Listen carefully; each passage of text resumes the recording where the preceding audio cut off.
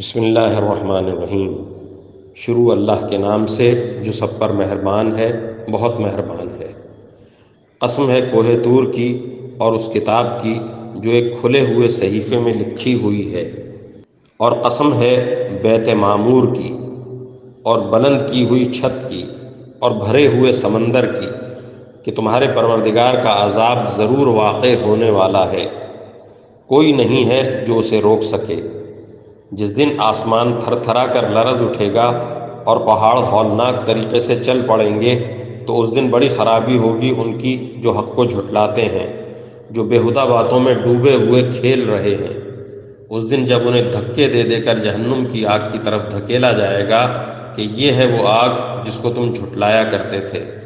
بھلا کیا یہ جادو ہے یا تمہیں اب بھی کچھ نظر نہیں آ رہا؟